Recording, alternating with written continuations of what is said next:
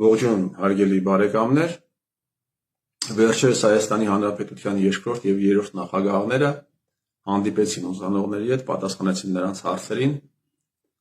այդ միջոցով շփվեցին հասարակության հետ։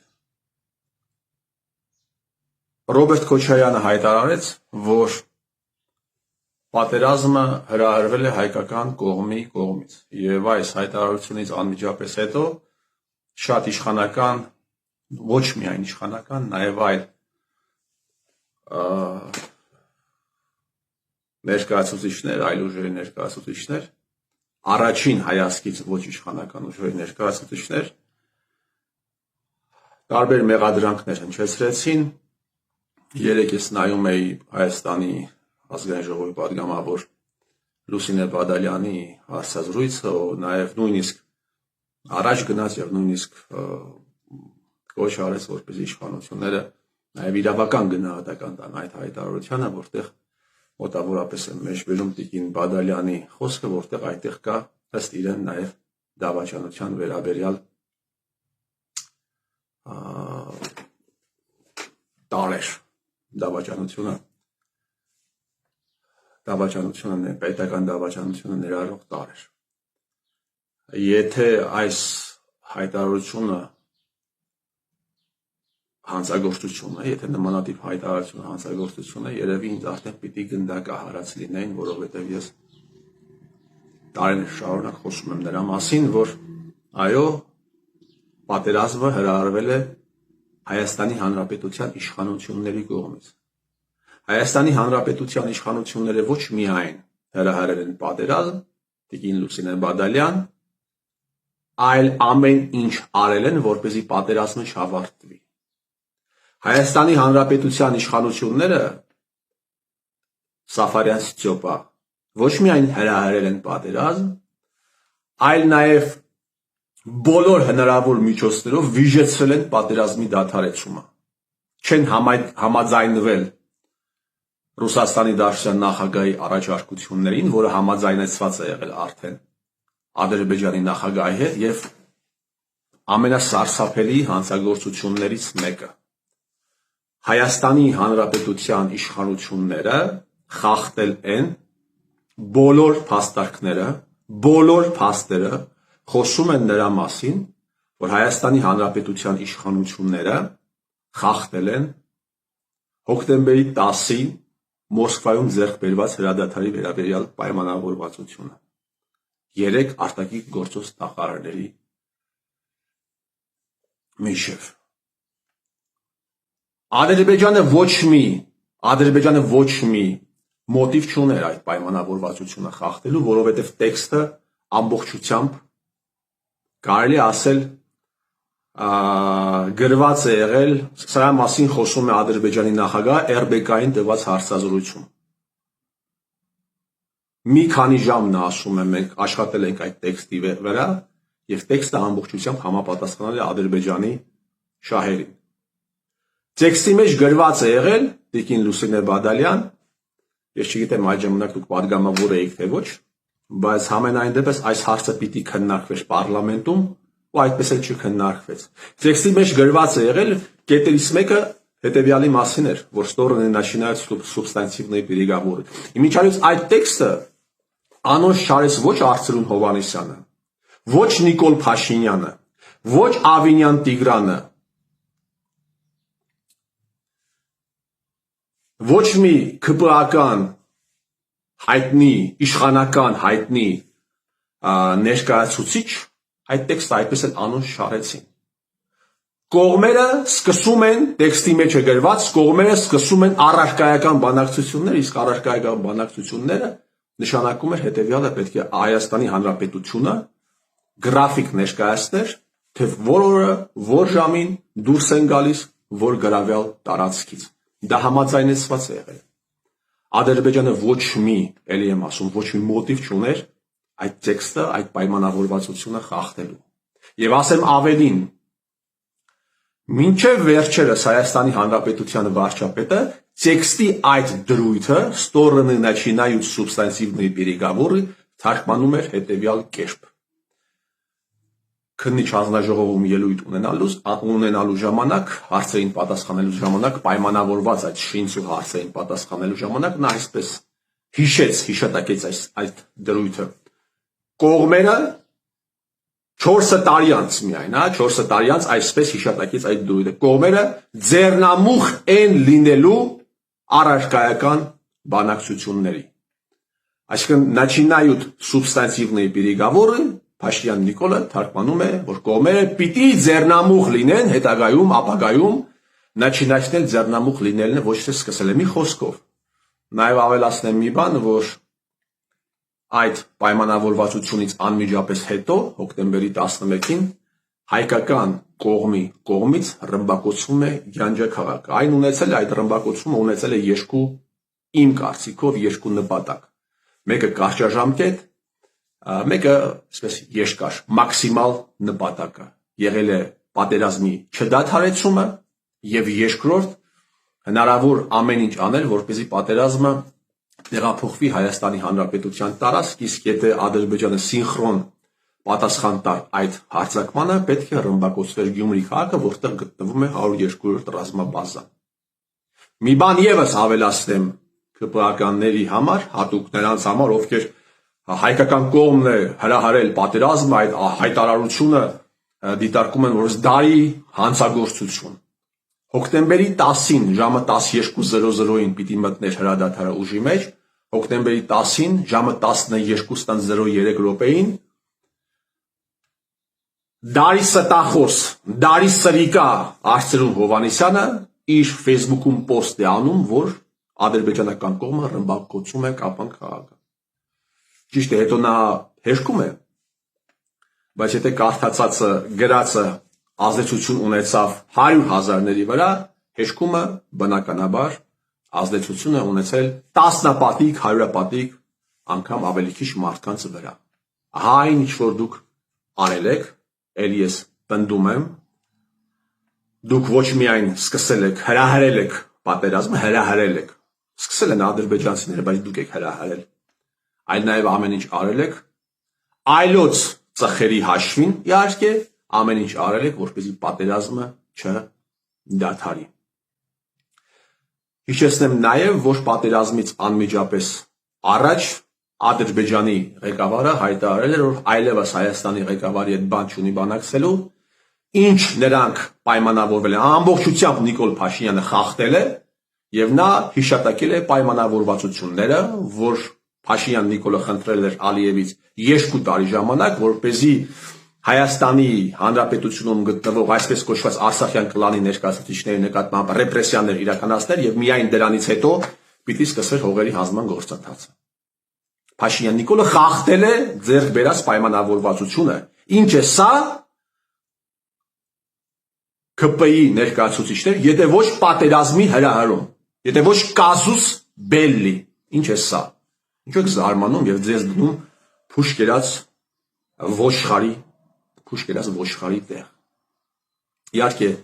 այս բոլոր հարցերը ժամանակ կքննարկվի, ինստիտուցիոնալ ձևով կքննարկվի եւ պարլամենտում, եւ այլ լուրջ հարթակներում, բայց եւս մեկ անգամ հարկ համարեցի անդրադառնալու այս մեծամասշտաբ հանցագործությանը, որը տեղի ունեցել Հայաստանի Հանրապետության իշխանությունների կողմից։ Իմիջիայլոց նաև պիտի քննարկվի, թե պատերազմի ժամանակ Օնիկ Գասպարյանի կայացած որոշումների վրա ով է ազդեցություն ունեցել։ Նիկոլ Փաշինյանը, թե այլ մարդիկ։ Սա եւս այս հարցը եւս պիտի պարզաբանվի։ Ժողովուրդը իրավունք ունի իմանալու, թե իր հետ ինչ է տեղի ունեցել, իր պետության հետ ինչ է տեղի ունեցել, առավել եւս ցանկացած հարազատ, ցանկացած մարդ, ով կորցրել է իր հարազատին, ցանկացած մարդ, ով կորցրել է իր տունը, տնավեր է դարձել կամ կորցրել է իր առողջությունը, նա իրավունք ունի, սա ֆունդամենտալ իրավունք է, իրավունք ունի իմանալու իրականությունը, իրավունք ունի իմանալու ճշմարտությունը, որը Հայաստանի Հանրապետության լրագրողները ամեն գնով փորձում են ծածկադմփոց անել։ Համարյա նույն լսարանի առաջ նաև ելույթ ունեցավ Սերժ Սարգսյանը, ով հայտարարեց, որ երկար ելույթ է ունեցել, երկար խոսակցություն է եղել, ես շատ կարճ դրվագներ եմ տեսել, ուզում եմ անդրադառնալ ընդամենը մեկ դրվագի, պարոն երրորդ նախագահի, երբ նա ասում է հերթական անգամ, որ հղում է անում Ալիևի խոսքին, ասելով, որ Ադրբեջանի նախագահը 2016 թվականի հոկտեմբեր թե նոյեմբեր ամսին հայտարարել է, որ փակ դռների հետևում նրան ստիպում են ճանաչել Լեռնային Ղարաբաղի անկախությունը, ճիշտ է, այդ հայտարարությունը նաև շարունակություն ունի, նա այնտեղ ասում է, որ բայց դա մենք թույլ չենք տալու, մենք մեր հողերը հետ ենք բերելու, հա, իրենք կտրել են այդ առաջին մասն միայն ասում, այն ինչ իրեն ձեռ է տալիս, եւ ես նաև ուզում եմ օգտվելով այս առիթից հերթական անգամ մեկ հարց տալ պարոն երրորդ նախագահին։ Եթե դուք այդքան ջանասիրաբար պարոն Սերժ Սարգսյան մեջբերում եք Ալիևի խոսքը, Ալիևը 16 թվականից հետո նաև մեկ այլ ուշագրավ հայտարարություն է արել 18 թվականին համացանցում կա այդ հայտարարությունը եւ դուք կարող եք ծանոթ եք վստահաբար ինչու դուք չեք անդրադառնում Ալիևի այն խոսքին երբ նա ասում է որ ամեն անգամ երբ բանը գալիս հասնում էր հողերը հանձնելու ես մոտավորապես եմ մեջբերում Հայաստանի Հանրապետությունում ինչ որ բաներ տեղի ունենում մեկ ՊՊՑ գունդ էին գրավում մեկ հեղափոխություն էր տեղի ունենում ինչու այս խոսքին չեք անդրադառնում ըստ էության Ալիևը բան է անում մեղադրում է Հայաստանի Հանրապետության ղեկավարությանը այդ որոշումները այդ ոչ պոպուլյար խիստ ոչ պոպուլյար որոշումները ՊՊՑ գնդի գրավման եւ հեղափոխություն բեմականացման միջոցով հետաձգելու մեջ ինչու այս խոսքին պարոն նախագահ դուք չեք անդրադառնում ինչու մեկ անդրադառնում եք այն խոսքին որը ձեզ շատ հարմար է էներգիսատ բայց մեկ այլ խոսքի մեկ այլ հայտարարությանը ոչ պակաս կարևոր հայտարարությանը դուք չեք անդրադառնում դուք խոսեցիք նաև ՊՊՑ գնդի վերաբերյալ ձեր հանդիպման ժամանակ հիշեցնեմ ես դիտորդներին այս տեսանյութի որ ՊՊՑ գնդի գրավումը տեղի է ունեցել անմիջապես այն բանից հետո երբ պարոն երրորդ նախագահը գնացել էր Արցախ այդ ամենի վերաբերյալ արդեն հրապարակված են հրապարակված են մանրամասնություններ որ խոսակցություն է տեղի ունեցել Արցախի ռազմաքաղաքական ղեկավարների հետ խոսակցության բուն թեման եղել է հողերի հանձնումը որ նրանք չեն համաձայնվել եւ դրանից անմիջապես հետո մեկ օր հետո եթե չեմ սխալվում տեղի ունենում ՊՊՑ գնդի գրավումը վստահ եմ ուղղակի ոչ թե վստահ եմ այլ բոլոր փաստերն են խոսում նրա մասին որ ՊՊՑ գնդի գրավումը կազմակերպված է եղել Հայաստանի Հանրապետության ազգային անվտանգության ծառայության կողմից եւ իմիջիայլոց սրա մասին նաեւ շատ հետո խոսեցին գրավումից հետո շատ հետո խոսեց Պավլիկ Մանուկյանը ես Պավլիկ Մանուկյանի հետ հանդիպել եմ 1-2 անգամ Գյումրիում եւ ես իմ մտահոգություններն եմ հայտնել եւ ասել եմ որ ձեր բոլորի գործունեությանը իմ նման հազարավոր մարդիկ վերաբերվելու են վերապահումով քանի դեռ դուք հրապարակային չեք ընդունել ես վստահ եմ որ Պավլիկ Մանուկյանը չիմանալով է այդ օպերացիային մասնակցել ես չեմ կասկածում Պավլիկի ազնվության վրա եթե նա գիտենար դժվար թե իր երեխային էլ իր զավակին էլ տաներ մասնակցելու այդ օպերացիային, բայց ես հայտնել եմ, որ միջև չընդունեք տեղի ունեցածը ամբողջ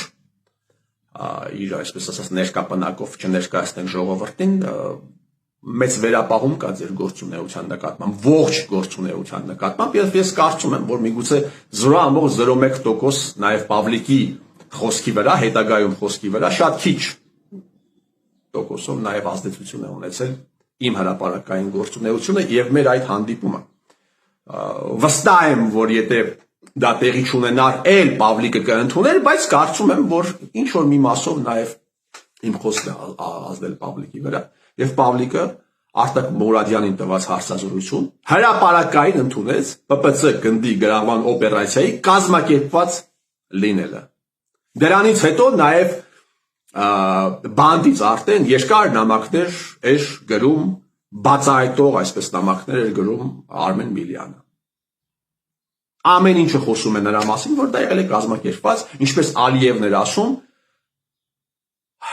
պատճառը ոչ պոպուլյար որոշումների կայացման հետաձգումն է նաև պիտի ավելացնեմ որ այդ նույն օրը, երբ գրավումը տեղի է ունենում, Վարուժան Ավետիսյանը հանդիպում է ազգային անվտանգության ծառայության նեյտրալկա կոչվող դարպասների մոտ, հանդիպում է ազգային անվտանգության ծառայության այն ժամանակվա տնօրեն Գյորգի Կուտոյանի հետ, մարդու հետ, ով նշանակվել էր այդ պաշտոնին Սերժ Սարգսյանի կողմից օրենքի կոպտագույն խախտումով, եւ նաեւ ես վերջերս իմացա, որ այդ հանդիպանը ներկա եղել նաեւ մի մարդ, ով հետագայում դարձավ ազգային անվտանգության ծառայության տնօրեն Արթուր Վանեցյանը։ Ինչ որ այսքան երկար պատմում, պարոն նախագահ, եթե դուք խոսում եք մի բանի մասին, մեկ հղում եք անում, նաեւ հղում արեք եւ մեկնաբանեք, ասենք Ալիևի մեկ այլ հայտարարություն, որը Հայաստանի Հանրապետության տարածքում այս համատեքստում, որի մասին շատ եմ խոսել եւ որը դիտել են տասնյակ հազարավոր մարդիկ եւ վստահաբար տասնյակ հազարավոր մարդկանց ուղեղում նստված է տված։ Այս արհավիրքից մեզ կարող է փրկել միայն ահա այսպիսի խոսակցություններ, այսպիսի հարցերի վերաբերյալ պարզաբանումներ ստանալը, ճշմարտության հետ առերեսվելը։ Վստահ եմ, որ այլ տարբերակ ուղղակի չկա։ Եվ նաեւ վերջում ես եւս մեկ անգամ ուզում եմ ողջունել պարոն Էդգար Ղազարյանի եւ Նարեկ Մալյանի նախաձեռնության վերաբերյալ, որ Հայաստանի Հանրապետության վարչապետի impeachment հայտարարվի, ուղղակի մի տարակուսանք կա իմ մոտ, թե ինչու հիմքում դրված է ոչ թե Նիկոլ Փաշինյանի իրականացրած լայնամասշտաբ հանցագործությունները, սկսած 18 թվականի կեղծ հեղափոխությունից վերջացրած օրինակ 10 թվականի, 20 թվականի պատերազմի ասենք վերաբերյալ պայմանավորվածության խախտումներով, սկսած վերջացրած նրանով, որ այս անձնավորությունը 18-ից 20 թվականների զորակոչը ուղարկում է Աղդամ եւ Ջաբրայել եւ հետագայում 91 թվականի փաստաթղթերով Լեռնային Ղարաբաղի ինքնավար մարզը նախկին այդ տարածքը ճանաչում է ադրբեջանական ըստ էության հիմնավորելով այն թեզը ադրբեջանցիների, որ այդ տարածքում զինվորական ծառայություն իրականացրած մարդիկ, այդ թվում նաև ես, եղել ենք օկուպանտ խուժաններ։ Ես կարծում եմ, որ օրերս մի օր impeachment նախաձեռնության, ոչ թե նախաձեռնության, այլ նախաձեռնության հեղինակները ինչ որ մի բարձաբանում նաև կտան այս հարցի վերաբերյալ։ Շնորհակալ եմ ուշադրության համար։ Այո, եւ ամենավերջում հայկական կողմն է Տիկին Բադալյան, Ստյոպա Սաֆարյան, ԿՊԱ-ական պրոպագանդիստներ, լուծարված ԿՊ կուսակցության ժամանակին փաստացի լուծարված ԿՊ կուսակցության պրոպագանդիստներ, հայկական կողմն է հրահարել դավադիր 44 օրյա պատերազմը եւ դրա ամենամեծ նաեւ վերջում ապացույցը այն էր, որ Փաշինյան Նիկոլը պարլամենտում հայտարարեց, որ իրենք կարող էին ունենալ նույն արդյունքը, բայց արդեն առանց կարող էին այնպես անել, որ պատերազմ չլիներ, կլիներ նույն արդյունքը, բայց արդեն առանց զոհերի։ Մեծ հանցագործություն է տեղի ունեցել, մեծ դավադրություն է տեղի ունեցել հայ ազգի հետ եւ ես վստահ եմ ուղղակի, որ այս ամենի պատասխանատուները օրը կգնեն դատարանի կամ դատաստանի առաջ։ Ես ձեր տիրոջ մերը